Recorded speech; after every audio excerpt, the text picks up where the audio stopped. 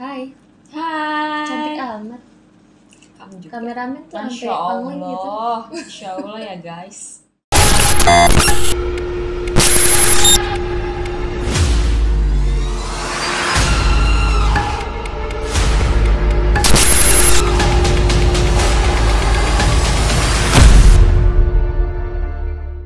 Iya. Gimana kabarnya, sehat? Alhamdulillah kak, baik. Gimana kak? Sehat? Setelah sekian purnama ya, kita nggak ketemu berapa tahun? Berapa tahun? Udah agak lama ya kak ya? Berapa lama? Terakhir tuh saya pernah ngajakin Karika ya teman-teman. Kemana ya kita waktu itu? Waktu itu yang Camping. ini, ya camping. Yang aku pertama kali kenalan sama Aleta. Oh iya, first time ketemu Aleta. Dan itu dikagetin sama Aleta di belakang mobil, inget nggak? Nah, jadi teman-teman ya, malam ini kita kedatangan bintang tamu asik. Kenalan dulu dong, kenalan lagi dah. Tuh. Hai guys, nama aku Rika. Apa lagi? Kok jadi bingung dia? Ya, jadi malam ini ada cerita menarik nih dari Kak Rika nih teman-teman. Jadi kita akan langsung dengarkan dari beliaunya. By the way, ada cerita menarik apa sih kira-kira? Ini mah tentang kesurupan massal gitu kak. Kesurupan massal di mana tuh? Di kampus aku waktu itu. Oh, terus. Jadi gini awal mulanya. Ini waktu aku hari pertama MOS, kita sebut aja kayak MOS ya kayak. Iya. Kan kalau dulu kan kuliah ada MOS-nya kan pas sebelum masuk. Nah ini tuh hari pertama aku ikutan MOS. Iya. Pas hari pertama aku ikutan MOS tuh aku udah kayak dipantau gitu loh kak sama kayak kakek. Oh, kayak diperhatiin, Diperhatiin terus. Aku tuh emang gerak kayak dia tuh merhatiin aku terus gitu. Terus aku kan selalu berdua nih sama teman aku Meli namanya kak. Iya. Terus udah gitu pas selesai acara MOS, kakek-kakek itu tuh nyamperin kita berdua. Aku sama Meli. Pas aku tuh lagi beres-beresin barang beres acara. Terus udah gitu kakek itu tuh ngomong pakai bahasa Sunda kak. Iya. Cuman dia ngomongnya gini, jangan lama-lama di sini, cepet pulang, ngeri kesambet. Di sini mana? Di kampus. Oh, di kampus. Karena itu kan aku masih beres acara MOS kan kak. Jadi aku masih beres-beresin acara. Terus dia nyamperin aku sambil bilang kayak gitu tapi pakai bahasa Sunda. Oh. Terus aku bingung kan, karena aku kan nggak ngerti kan bahasa Sunda. Terus si Mary cuma senyum doang, senyum sambil ketawa-ketawa gitu. Terus aku nanya, kenapa Mel? Aku bilang gitu kan, artinya apa Mel? Aku bilang gitu. Terus dia bilang gini, cepetan pulang, di sini banyak setan, ngeri kesambet. Melinya. Iya, Meli ngomong gitu sambil ketawa. Terus Meli sambil ngomong gini, 2023 masih takut setan, ya kali, gitu kak. Oh, jadi Meli itu dikasih tau kakek itu pakai Iya, bahasa Sunda. iya. Meli tuh ini ngerti bahasa Sunda. Terus aku kan nggak ngerti, jadi dia yang ngertiin kakek itu ngomong apa. Jadi kakek itu tuh dilihat wujudnya manusia memang. Itu manusia kak, dia manusia. Terus mungkin pas Meli ngomong kayak gitu, kayaknya ada setan yang denger ya. Jadi denger sumpah serapahnya si Meli. Pas si Meli kayak ngomong 2023 masih takut setan. Kayak ngejek lah iya, ya. mungkin di situ ada yang denger kali ya kak, penunggu kampus. Terus udah doang selang waktu aku MOS dari hari pertama sampai hari terakhir nih. Pas hari terakhir aku MOS Sampai jam berapa itu? MOS-nya sampai jam 5 kak. Oh, sampai sore ya? Iya. Terus ya si kakek itu ingetin. Jadi pas hari terakhir MOS itu tuh ada acara makrab kak. Iya. Terus udah gitu tuh acara makrab kan buat jerit malam gitu, kayak acara jerit malam. Nah dilakuin tuh pas jam 12 malam. Kebetulan pas acara makrab itu kelompok aku duluan yang ikutan, ya kan. Emang sih pas acara makrab itu tuh aku ngeliat kayak sekelibatan gitu di pohon beringin. Jam-jam berapa itu? Kan jerit malamnya jam 12 mulainya ya kak.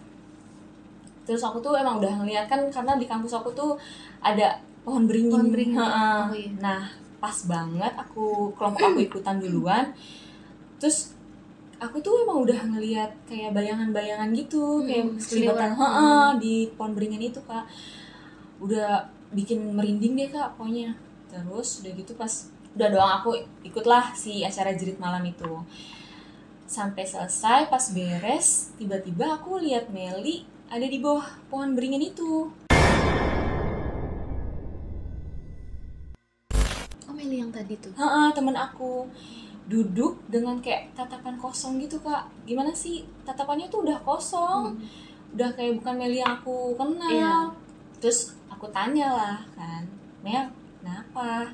Terus dia cuman diem tapi ngegelengin kepala gini Kak. Gitu. Terus kenapa tuh? Dia nyanyi gini-gini atau atau Oh gimana? enggak, dia tuh cuma diem tapi tatapannya kosong. Kosong tapi matanya terbuka gitu ya. Heeh. Tapi ngejawab gini.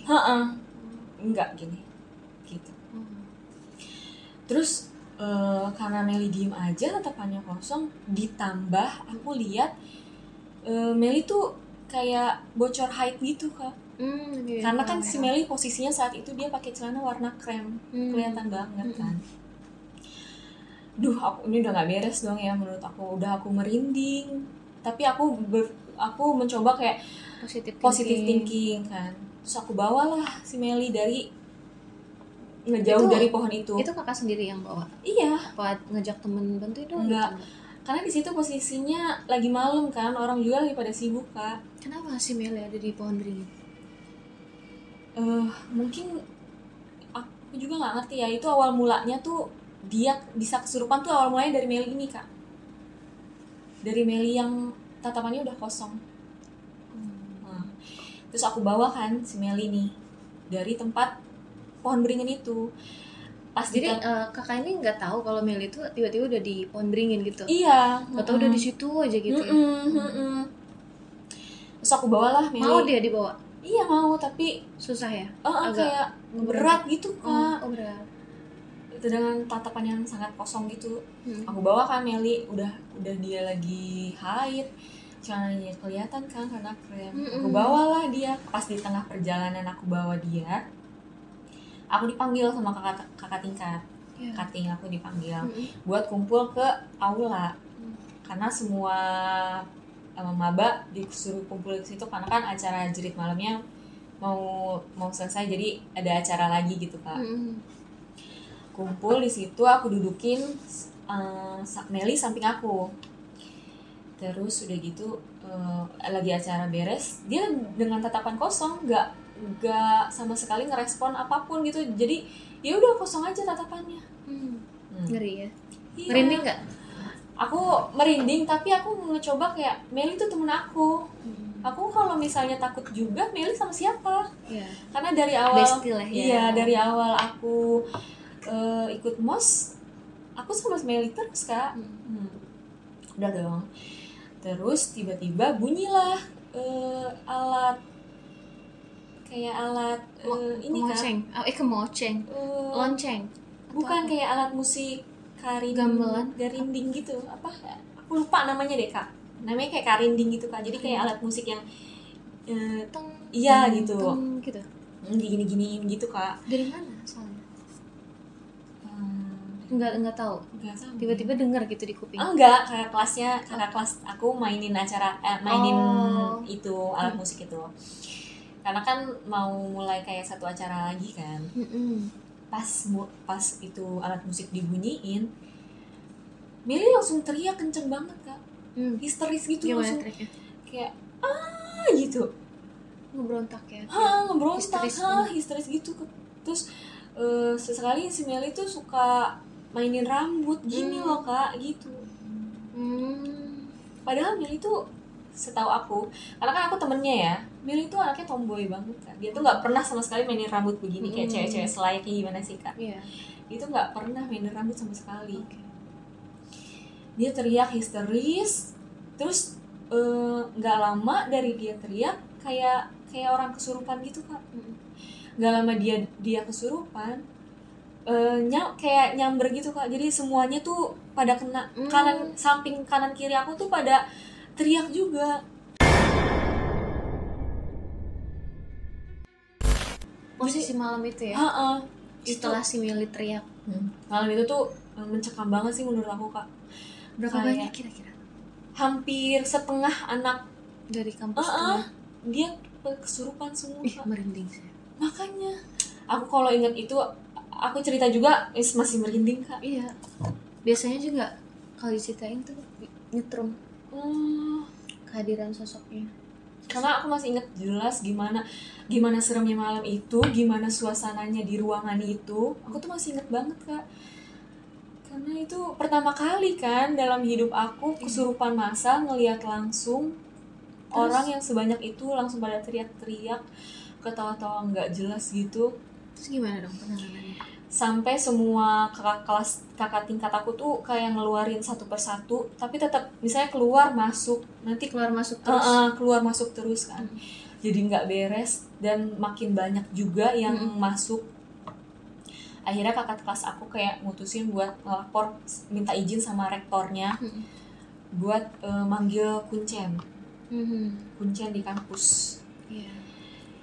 Terus pas dapat izin, kakak kelas aku manggil kuncen di kampus itu, ternyata yang datang Mang Ujang.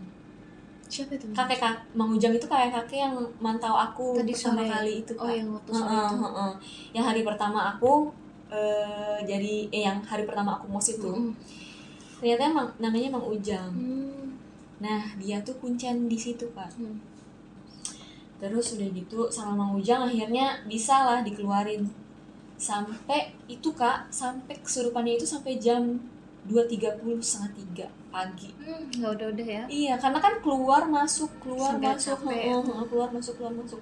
Pas Mang Ujang datang, terus kayak ngebersihin semuanya, ya satu persatu tuh mulai sadar teman-teman aku semuanya. Satu persatu tuh mulai kayak terbebas dari gangguan makhluk halus itu.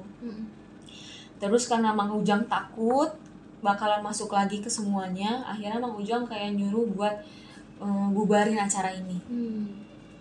Bubarin acara ini buat suruh pulang masing-masing ke rumah. Iya. Tapi di situ Meli masih ketawa Kak. Meli doang yang belum pulang. Meli doang yang masih ketawa-tawa dan masih nggak jelas tingkah lakunya.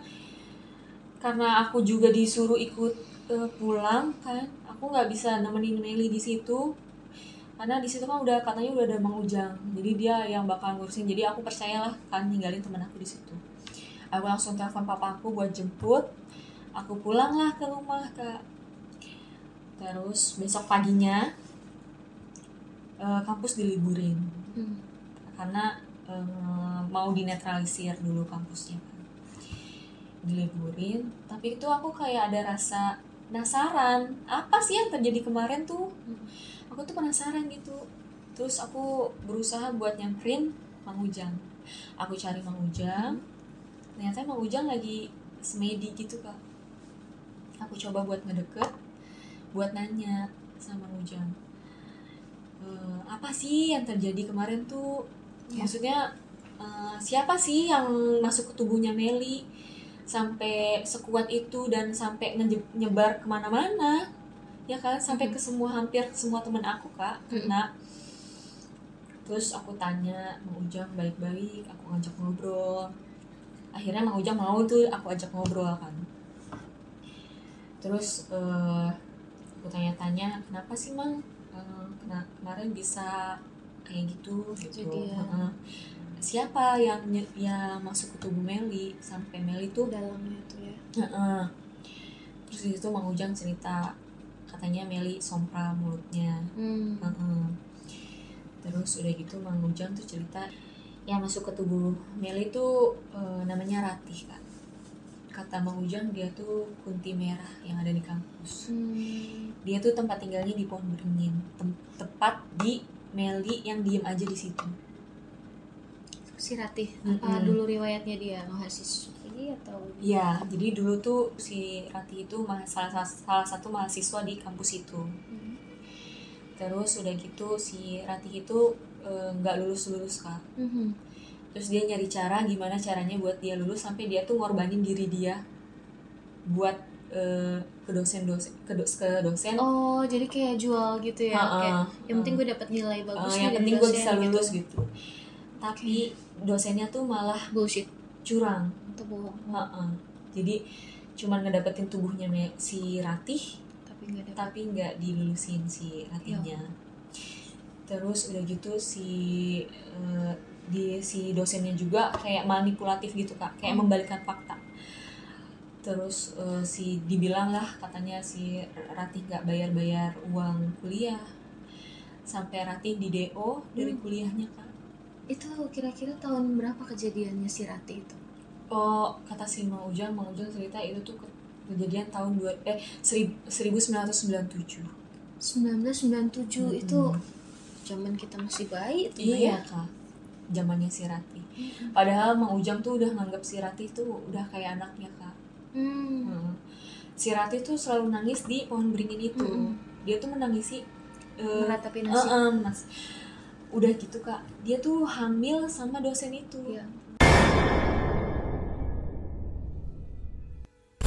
Udah di DO, dia hamil. Jadi cuma dimanfaatin ya. Dia nggak lulus. Dia bingung mau cerita ke orang tuanya tuh gimana. Saking dia tuh takutnya Kak. Pantas aja dia bisa jadi energinya tuh loh. Kuat banget. Akhirnya si Ratih itu mutusin buat gantung diri di situ. Sebelum gantung diri, Ratih cerita dulu ke Mang Ujang, nangis-nangis. Mang Ujang juga bingung mau nolonginnya gimana kan, karena kan Mang Ujang posisinya di situ cuman kuncen. Terus Mang Ujang juga nggak nyangka kalau hari itu hari terakhir dia ketemu sama Ratih. Besokannya Ratih udah gantung diri. Makanya Ratih jadi penunggu di pohon beringin itu. Dan sebetulnya orang-orang yang sesepuh di situ udah tahu ya. Iya. Kronologi si Ratih ini cuman kayak bungkam aja kayak nyembunyiin semuanya kan. Supaya nggak ini. Berarti kalau misalkan ini saya lihat-lihat sih Ratih tuh memang masih ada dendam sebetulnya ya. Kayaknya kan. Dan yang lebih parah lagi ada sosoknya di sini. Iya. Ratihnya ada di sini Kak, di belakang kaca tuh. Tapi di luar rumah. Nah, dia dari tadi merhatiin kita. Dia dengerin aku sih kita berarti. Dengerin. Dia marah nggak sama aku? Nih bulu kuduk tuh berdiri. Sama kan? Aku juga. Ya teman-teman ya. Bulu kuduk berdiri. Karena sosoknya emang kayak mentransfer energi juga gitu. Di sini sih rautnya sedih ya sedih gitu kayak. Jadi kayak bernostalgia dianya. Jadi kayak ingat masa lalunya dia. Penyesalan terdalam dia tuh ketika dia mengorbankan kehormatan dia, tapi ternyata malah yang didapat Zong. Dan kebetulan banget kayaknya dia kesel sama Meli yang sompral ya Pak. Iya, jadi sebetulnya si Meli itu hanya perantara.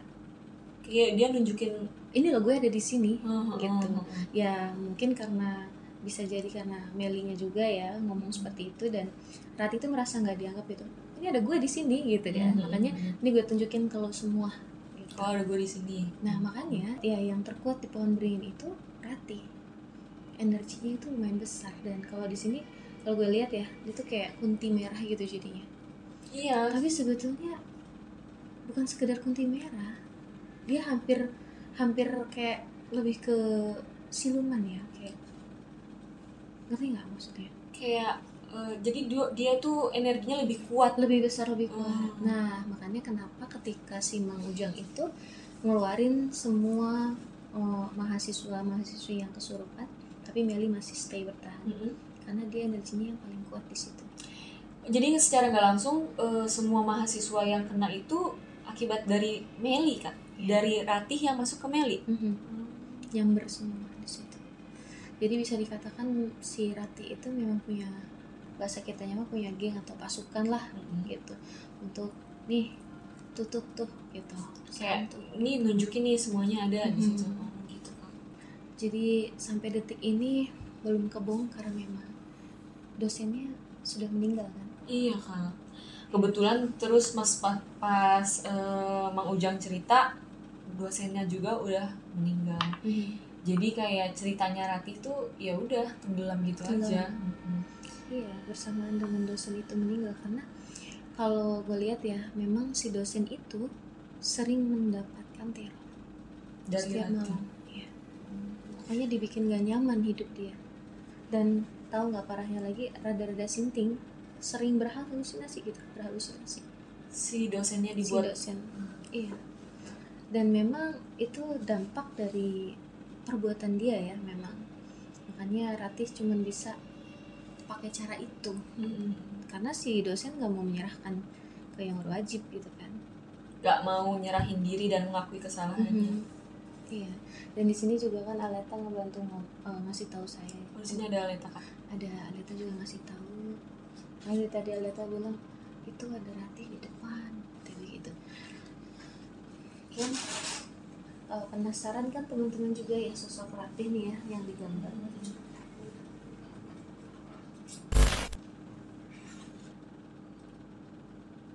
Oke, Aleta izin dulu sama Ratihnya, boleh nggak digambar?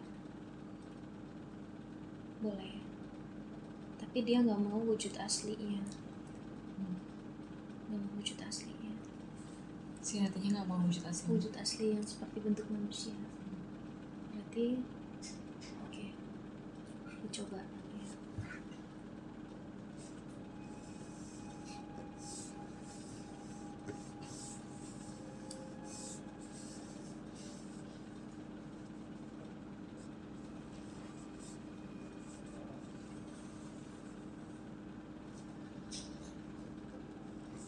Sumpah aku merinding banget, Kak.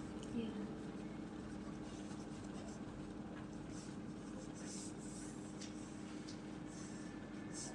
Oke. Astagfirullahaladzim. Ini wujud asli dari Ratih. Wujud ininya ya. Astagfirullahaladzim. Ya aku merinding banget, Kak. Itu serem banget, Kak. Iya. Jadi memang kalau Kunti kan gitu. Matanya hitam. Bola matanya. Persis banget waktu Meli bener-bener teriak. Meli tuh matanya langsung berubah hitam kayak gini, Kak. Iya. Langsung berubah hitam legam Kayak kosong gitu ya. Iya. Langsung melotot. Di sini memang lidahnya juga dia jadi panjang-panjang kayak ular. Dan raut mukanya itu mirip banget waktu Meli kesurupan, Kak. Serem ya mukanya. Iya, aku masih inget jelas, Kak, karena itu pertama kali aku ngeliat orang kesurupan dan itu temen aku sendiri. Mukanya bener-bener kayak gini, Kak. Ini memang baru berapa persen sih teman-teman di gambarnya, karena biar cepet juga ya. Dia nggak mau digambar wujud aslinya Ratih. Makanya digambar dengan wujud seperti ini ya, kondisi dia sekarang ini. Karena sudah berbentuk negatif ya energinya. Itu. Kak, aku mau nanya deh. Kalau misalnya wanita lagi haid atau kita dia lagi haid, itu bisa mengundang makhluk gaib gak sih, Kak? Ya, pasti bisa. Karena orang haid itu dia lebih aromanya tuh ini ya, amis-amisnya tuh mengundang kayak lezat gitu. Jadi bangsa kayak kecium wangi gitu ya, Kak? Iya. Bagi mereka. Kayak makanan buat mereka. Bagi yang negatif ya, kalau positif berbeda lagi gitu. Jadi penciuman bangsa goib itu tajam. Ibarat dari sini sampai ujung situ dia masih cium aromanya. Apalagi kalau yang haid-haid seperti itu gampang banget untuk dimasukin. Nah kebetulan makanya Meli itu ada di bawah pohon beringin. Itu kesempatan banget buat si Ratih tuh masuk. Gue masuk nih. Gitu. Dan kebetulan Meli posisinya aku lihat saat itu lagi haid. Karena kan aku ngelihat celananya Meli tuh kayak berdarah. Iya, Kak. Pantas ya Meli langsung bisa masuk gitu ya, Kak, Ratih ke Meli. Apalagi kalau sendirian ya, pas sendikala gitu kan, sendikala atau malam. Pondri kok berani gitu pertanyaannya si Meli. Karena aku tuh waktu jerit malam posisinya deket banget sama pohon beringin itu, Kak. Terus aku nggak inget sih gimana aku pisah sama Melinya tuh gimana. Karena posisinya saat itu pas selesai jerit malam, kelompok aku udah beres, aku lagi beres-beres acara itu, tiba-tiba pas aku nengok Ratih udah ada di bawah pohon beringin itu. Dengan tatapan kosong yang tadi aku bilang ke kakak. Tatapan kosong. Kenapa sih, Kak? Kunti tuh seneng banget di pohon beringin. Apa kayak ada satu tempat pohon atau emang khusus pohon beringin yang ditempatin sama Kunti, Kak? Nah kebetulan sih memang karena riwayatnya si Rati itu tragedinya terjadi di situ ya, makanya dia lebih padat pekatnya di situ. Di Pohon Beringin. Iya. Kalau misalkan Kunti tuh nggak hanya di Pohon Beringin sebetulnya, tapi di tempat-tempat yang mau rumah kosong pun, hutan pun, di atas pohon pun, itu pasti mereka udah semayam di situ. Tapi karena kebetulan di situ ada Pohon Beringin dan dia pernah ada tragedi di situ, makanya dia stay di situ hingga sekarang. Jadi menurut dia Jadi rumah lah buat dia. Menurut dia itu kosong atau tempat yang bagus buat jadi rumah dia, jadi dia di situ. Oh jadi nggak semuanya Kunti ada di Pohon Beringin? Enggak semuanya, bisa macam-macam kadang. Biasanya kalau Pohon Beringin itu lebih kayak genderuwo gitu-gitu. Karena emang sosoknya Rati aja yang lebih pekat di situ karena dia kan punya cerita sendiri di situ. Iya. Gitu Kak. Terus kalau kan Rati kan bunuh dirinya di Pohon Beringin itu Kak. Otomatis itu tempat tinggalnya Rati dong. Bisa nggak sih kayak Ratih tuh ngebujuk orang buat bunuh diri juga di situ? Bisa banget. Bisa. Apalagi biasanya incerannya tuh mahasiswa yang galau ya, galau dan hampir memiliki riwayat yang sama sama dia. Ya yang pasti sih makanya harus kuat iman sih ya, karena kalau misalkan lemah gitu. Ratih tuh sosoknya kuat banget ya Kak, sampai kayak bisa gitu buat menghasut orang. Bisa. Namanya juga makhluk gaib ya, dan dia juga punya sihir di situ. Seperti itu teman-teman. Jadi hati-hati ya kalau misalkan di suatu tempat yang memang seperti itu, kalian harus punya benteng, terutama berdoa, sikit lagi tetap. Gitu Kak. Terus bisa nggak sih Kak Ratih tuh dimusnahin sama kayak kampus aku tuh jadinya terkesan angker Kak. Itu bisa nggak sih semuanya tuh dimusnahin gitu, dibersihin biar kayak kesannya kampusnya tuh nggak serem gitu Kak? Bisa nggak sih kira-kira tempatnya tuh dinetralin gitu ya, biar nggak ada dianya. Sebetulnya bisa, tapi kalau di sini gue lihat sih kan Rati ini memang energinya besar ya, dan di situ dia udah lumayan lama gitu. Kalau dipindahkan mungkin bisa kita bernegosiasi, tapi kalau untuk dimusnahkan nih tergantung orangnya. Yang memusnahkan itu siapa? Takutnya kalah ilmu gitu, malah jadi bumerang untuk dirinya sendiri gitu. Terus kalau dibersihin gitu Kak? Bisa juga, tapi harus negosiasi dulu gitu. Kalau misalkan dianya dengan cara halus nggak bisa, berarti dengan cara kasar. Tapi kan kembalikan lagi, tingkat ilmu orang kan beda-beda. Jadi nggak bisa sembarangan gitu ya Kak? Nggak bisa, sama halnya kayak manusia. Kita udah tempatin di A nih, tiba-tiba si B mengusir A, marah dong gitu. Nah itu sama halnya kayak goib juga seperti itu. Makanya kadang-kadang kan yang namanya pohonnya ditebang malah jadi kesurupan, ngamuk yang punya rumah ibaratnya. Berarti Ratih bisa kayak gitu, bisa ngamuk lebih parah kalau misalnya kita bisa makin menjadi-jadi musnahin tempat dia. Ada tuh kejadian yang di ini Pohon Beringin tua ditebang nggak bisa dia, dari ditebang berdiri lagi, tebang berdiri lagi. Ada kejadian yang privasi ya, tapi ada seperti itu karena dia nggak rela tempatnya digusur gitu aja. Jadi itu tadi cerita dari Karika ya teman-teman ya. Lumayan sih, maksudnya serem, bikin merinding. Sejauh ini kalau saya perhatiin ya teman-teman, memang ini real sih sepertinya ya, karena ada sosoknya juga yang hadir di sini teman-teman. Gitu. Rati masih ada di sini Kak? Udah pergi sih tadi dia, setelah kita bahas yang gusur-gusur itu. Kayaknya dia kayak nggak suka gitu, dia pergi. Oke, untuk Karika makasih banyak ya udah mau datang jauh-jauh ke sini untuk sharing mengenai cerita horor, pengalaman horor. Mungkin teman-teman yang punya cerita menarik, pengalaman menarik tentang horor, mau kalian, kerabat kalian, saudara kalian bisa ceritakan juga pengalaman itu di nomor ini yang ada di bawah ya tentunya. Dan saya perkenankan untuk teman-teman juga hadir di acara podcast saya. Oke, cerita yang menarik akan dipilih. Oke, buat teman-teman semua yang mungkin lagi sidang skripsi dan apapun itu tetap semangat, jangan pantang menyerah ya, karena yang namanya hidup itu ya seperti ini, harus dijalanin. Tetap ikhtiar, usaha, pasti akan ada jalan ya. Jangan mengambil jalan pintas dengan mengorbankan diri sendiri yang akhirnya kita malah rugi. Itu tuh. Oke, terima kasih banyak ya Kak Rika sebelumnya. Sama Kak. Oke, kita pamit undur diri. Assalamualaikum warahmatullahi wabarakatuh.